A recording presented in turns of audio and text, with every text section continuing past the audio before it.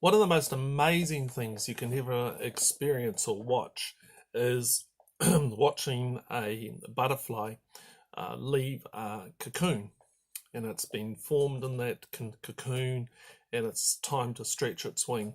And I believe actually we all have a cocoon around us that may keep us safe, actually too safe, but there is a time for leaving the old and entering the new. Sometimes we have to walk through the crowd to get there. And something new was happening in someone I used to know, and they were changing. They were leaving. There was like a spark in their eyes, and people were starting to notice and comment and ask questions. They were leaving a tired old cocoon. It had been a safe place, but now it was getting too cramped and tight for all the work they'd been doing on the inside. It had been mostly hidden work, and only a few knew the struggles and suffering they had been through. But now it was time to evolve. And when the memories joined up and the story gained clarity, things began to make sense. When she was offered new truth and insights, further sense was made about who she truly was. Light bulb thinking moments began to spark, and there was like a whole street row of lights glowed, and a path was shown. Massive learnings were beginning to take place. What she had learned and believed about her sons once was now being turned upside down. She was starting to see life the right way up. I've noticed that often when people have this sense of emergence, that there are several responses. Number one is that there's a wonderment and joy. Everything seems fresh and alive and full of adventurous invitation. There is a whole new world to explore. The second response is anger and grief. There can be a grief over what's been lost because they've been in that cocoon. And there can be anger at what's kept them there in the prison for so long. Third, there can be a celebration from others. People notice and rejoice in the change. Maybe there's a fourth response, and that's ambivalence. People don't notice. They are so trapped in their own small worlds that they don't realize what's going on. They don't seem to care. A fifth response to the person's change is a rejection. Some people will question it, challenge it, and possibly completely reject it. It makes them feel uncomfortable, see the ripples of newness. In an interesting little story of Jesus, we see him breaking out of the cocoon of others' expectations. Their response was a desire to kill the butterfly.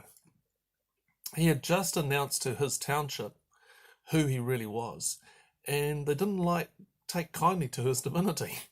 In Luke chapter 4, verse 29, it says, they got up, drove him out of town, and led him to the brow of the hill on which the town was built, so they might turn him off, hurl him off the cliff. But he passed through their midst and went on his way.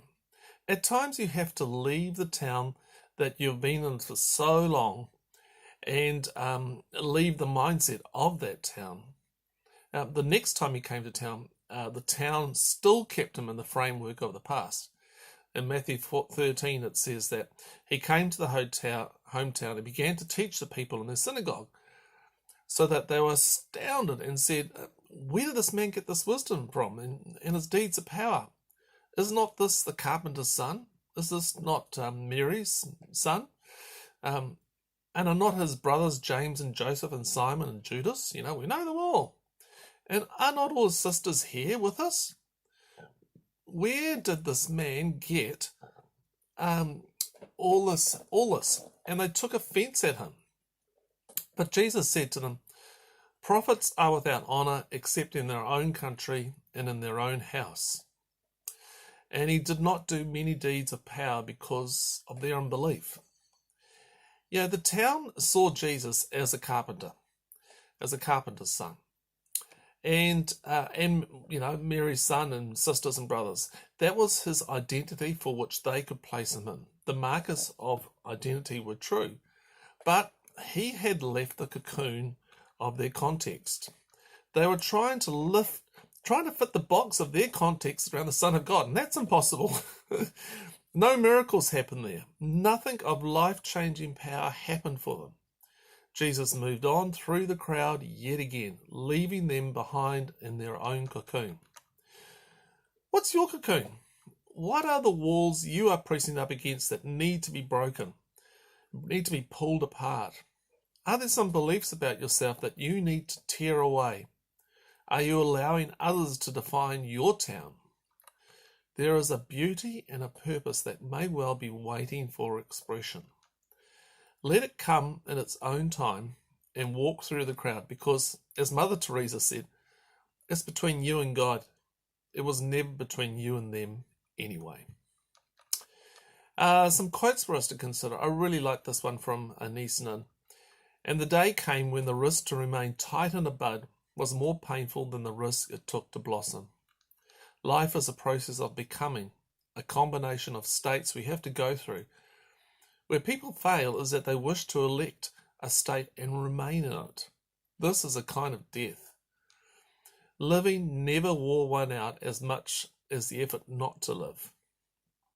Life is truly known only to those who suffer, lose, endure adversity, and stumble from defeat to defeat. Perfection is static, and I am full of progress. Abnormal pleasures kill the taste for normal ones. Anisanen. And this is from Mother Teresa. People are often unreasonable, irrational, and self-centered. Forgive them anyway. If you are kind, people may accuse you of selfish, ulterior motives. Be kind anyway. If you are successful, you'll win some unfaithful friends and some genuine enemies. Succeed anyway. If you are honest and sincere, people may deceive you. Be honest and sincere anyway. What you spend years creating, others could destroy overnight. Create anyway. If you find serenity and happiness, some may be jealous. Be happy anyway. The good you do today will often be forgotten. Do good anyway. Give the best you can, and it will never be enough. Give your best anyway. In the final analysis, it is between you and God. It was never between you and them anyway. Mother Teresa. Here's a quote from Anatole France. All changes, even the most longed for, have their melancholy. For what we leave behind is part of us, part of ourselves. We must die to one life before we can enter into another. So Richard Rohr. The word change normally refers to new beginnings, but transformation more often happens not when something new begins, but when something old falls apart. The pain of something old falling apart, disruption and chaos, invites the soul to listen at a deeper level. It invites and sometimes forces the soul to go to a new place because the old place is not working anymore. That's Richard Rohr. And a last quote from Richard. Change can either help people to find a new beginning, or it can cause people to close down and turn bitter. The difference is determined by the quality of our inner life, or what we call spirituality. Change of itself just happens. Spiritual transformation is an active process of letting go, living in the confused dark space for a while, and allowing yourself to be spit up on a new and unexpected shore. You can see why Jonah in the belly of the whale is such an important symbol for many Jews and Christians. A couple of questions.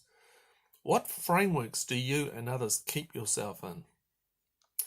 Number 2, have you had any experience of leaving a cocoon? What was it like? How did others respond? Number 3, what is the cocoon you need to begin to let go of? Hey, thanks for listening or watching this little video. I really appreciate people who listen, and they might email me and contact me and just share what's happening with them from these podcasts and videocasts. And if you'd like to do that, email address is barry@turningthepage.info. And if you'd like to support what I'm doing here, all you have to do is come over to turningthepage.info/support, and you'll find lots of ways in which you can help me keep on doing this. And I do pray you have a great week, and start listening for where God might be saying, yeah, there's a cocoon that you need to actually let go of. Hey, thanks very much. We'll see you next week. Bye.